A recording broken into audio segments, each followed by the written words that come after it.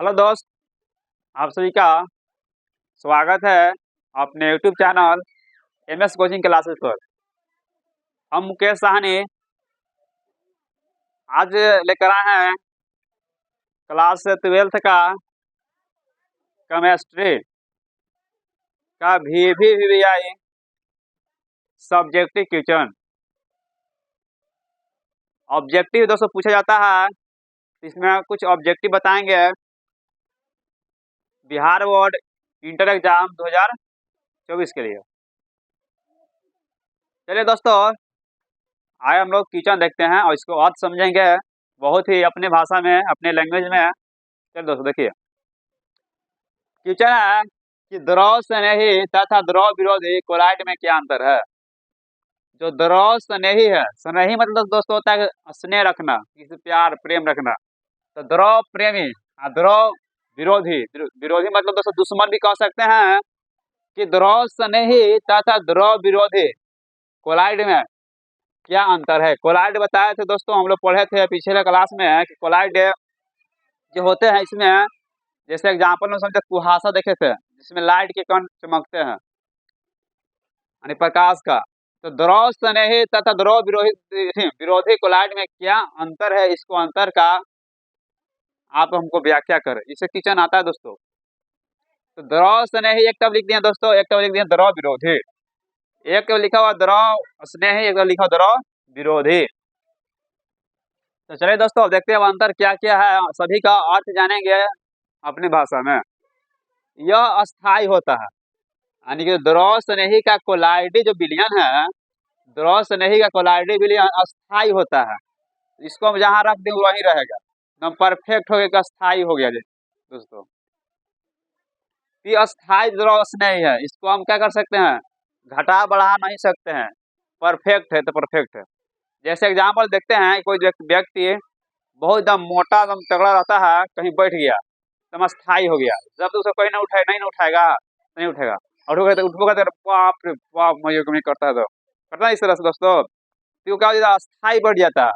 और जो पतला आदमी है कहीं बैठ कर कहीं भी उठ सकता है। तो द्रव इसका जो अस्थाई है दोस्तों, अस्थाई समझ रहे हैं ना, तब क्या चीज कह सकते हैं, परफेक्ट रूप में वहीं पर रखा गया। इसका द्रव से नहीं अस्थाई होता है। किसका दोस्तों, इसका द्रव से नहीं, कोलाइड का। और द्रव विरोधी क्या होता है दोस्तों, द्रव विरोधी जो कोलाइड, इसको क्या कैसे समझते हैं। और यह अस्थाई अस्थाई होता है दोस्तों, ये अस्थाई ये अस्थाई हो गया।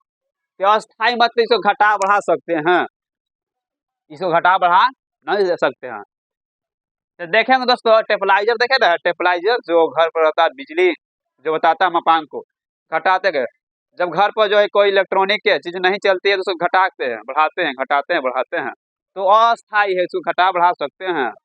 तो जो कोलाइडी विलयन है इसका, द्रव विरोधी का, ये अस्थाई है दोस्तों, अस्थाई है, अस्थाई है।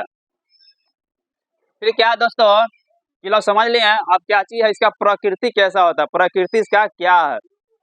इसकी प्रकृति दोस्तों उत्कर्मणीय होती है। उत्कर्मणीय क्या होता है, और इसकी प्रकृति अनुत्कर्मणीय होती है।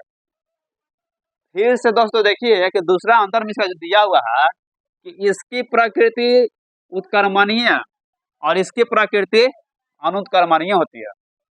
इसकी प्रकृति उत्कर्मणीय और इसकी प्रकृति अनुत्कर्मणीय।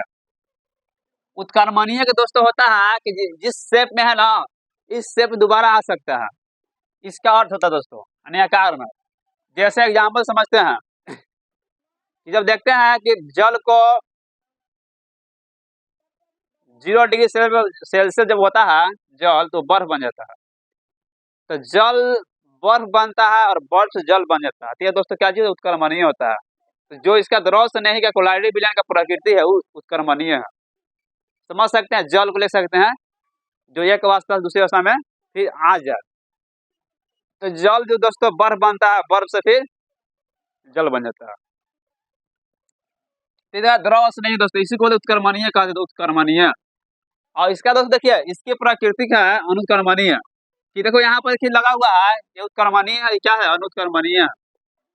अनुत्कर्मणीय क्या होता है दोस्तों, कि जब पहली अवस्था में था उस अवस्था में न आए, यानी कि नहीं आए। तो इसकी प्रकृति अनुक्रमणीय होती है। यानी कहने का अर्थ है, जिससे एग्जाम्पल ले सकते हैं कि दूध से दही बन गया। ठीक है दोस्तों, दूध से दही बन गया। अब कोई कहेगा दही से दूध बनाइए, तो संभव है, बन सकता है दोस्तों? नहीं बनेगा। तो दूध से दही बन जाएगा, दही से दूध नहीं बनेगा। तो क्या होता है दोस्तों, यह अनुक्रमणीय होता है। तो दोहराव विरोधी का जो कोलाइडी है अनुत्क्रमणीय होता है, अनुत्क्रमणीय। फिर दोस्तों देखिए आगे, दो लोग हम इसका समझ लें। इक्वेशन दोस्तों 5 में पूछा जाता है, आपसे 2 नंबर पूछ सकता है, आपको ऑब्जेक्टिव पूछ सकता है कि द्रव स्नेही का प्रकृति क्या है, उसमें जो दोस्तों बहुत सारा एग्जाम्पल दे सकता है। फिर तीसरा नंबर है, द्रव स्नेही कोलाइड जल में शीघ्र ही अवक्षेपित नहीं होती है। यानी कि शीघ्र मतलब जल्दी ही अवक्षेपित नहीं होता, उसको देरी लगता है अवक्षेपित होने में। तो द्रव स्नेही कोलाइड जल में शीघ्र ही अवक्षेपित नहीं होती है। द्रव स्नेही कोलाइड जल में शीघ्र ही अवक्षेपित नहीं होती है। और इसका तीसरा नंबर है दोस्तों कि जो द्रव विरोधी है, जो द्रव विरोधी कोलाइड जल में शीघ्रता से अवक्षेपित नहीं होता। अवक्षेपित यहाँ पर टिप्पी हो जाएगा, अवक्षेपित हो जाते हैं। तो ये जो दोस्तों शीघ्र यानी कि जल्दी नहीं होता है, जल्दी हो जाता है। कोई दिक्कत नहीं होना चाहिए, बहुत आसान से इसको आप समझ सकते हैं। इसको रटना नहीं है क्योंकि एग्जाम नजदीक में है।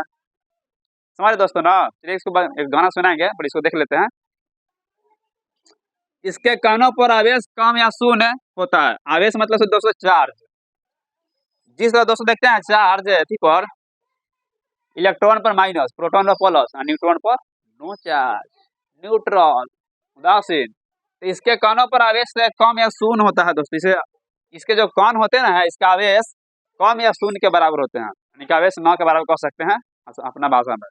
आवेश नहीं थे, समझ गए हम लोग। आगे देखते हैं दोस्तों, इसका इस पर देखिए, इसके कणों पर धनात्मक आवेश भी हो सकता है और ऋणात्मक आवेश भी हो सकता है द्रव विरोधी कोलाइड को।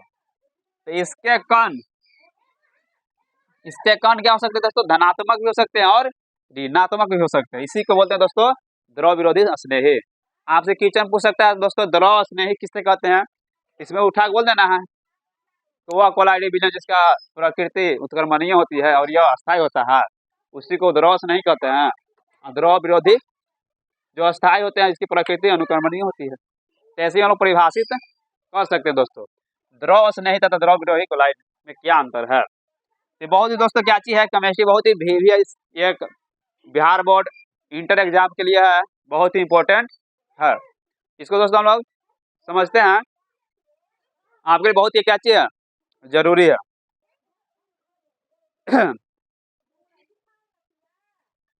देखिए दोस्तों, एक सॉन्ग के माध्यम से बताना चाहते हैं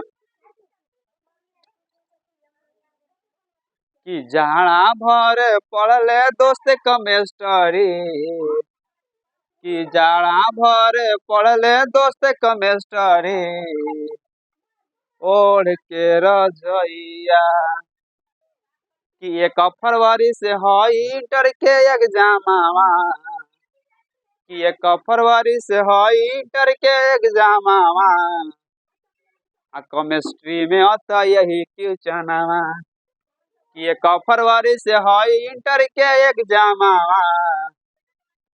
आ केमिस्ट्री में आता यही क्वेश्चनवा, जाड़ा भरे पढ़ले दोस्त केमिस्ट्री, ओढ़ के रजइया।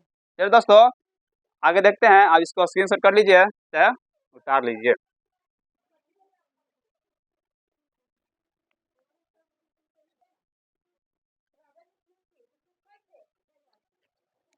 चलिए दोस्तों अगला क्वेश्चन देखते हैं, कोलमेंसन अभिक्रिया किसे कहते हैं? कोलमेंसन अभिक्रिया क्या है?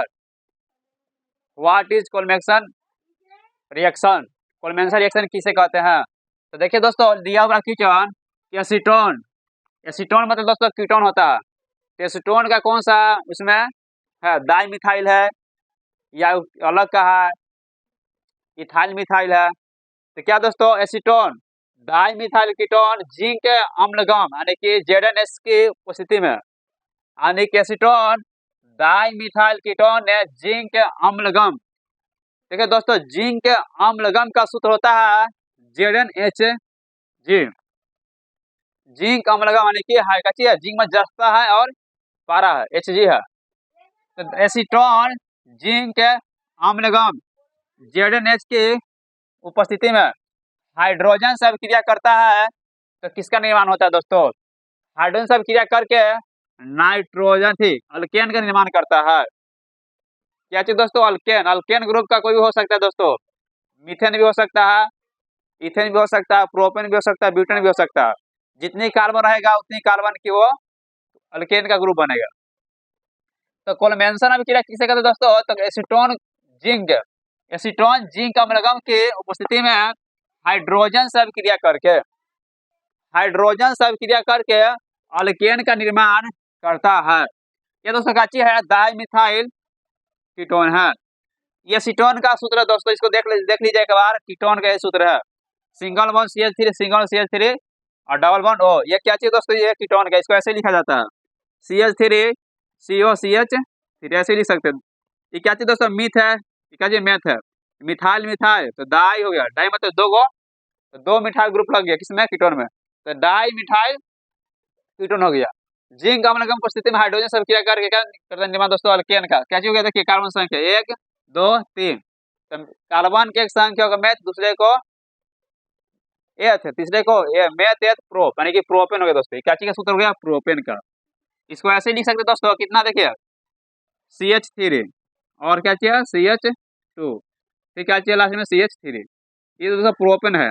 या तो फिर ऐसे में इसको लिख सकते हैं, कार्बन के को 1 2 3 तो C3 लिख सकते हैं, और हाइड्रोजन के 3 2 6 6 2 8 C8 हो गया। ये दोस्तों क्या चीज हो गया? प्रोपेन के सूत्र है। ऐसे भी हम इसको लिख सकते हैं। एसीटोन जिंक अम्लगम के उपस्थिति में हाइड्रोजन से अभिक्रिया कर अल्केन का निर्माण करते हैं। ठीक है दोस्तों, कोलमेंसन अभिक्रिया, कोलमेंसन ने बताए थे कि जब हम एसीटोन की अभिक्रिया जिंक अम्लगम की उपस्थिति में प्रेजेंटिंग में हाइड्रोजन के साथ अभिक्रिया कराते हैं तो अल्केन का निर्माण होता है। अल्केन का निर्माण होता है। दोस्तों हाइड्रोजन है, देखिए हाइड्रोजन है, यहाँ भी हाइड्रोजन है। तो आपसे पूछ सकता है कोलमेंसन अभिक्रिया में किसका निर्माण होता है? ऑब्जेक्टिव आ सकता है अल्केन का। इसी का किसके प्रेजेंटिंग होता है इस अभिक्रिया में? तो कोलमेंसन का।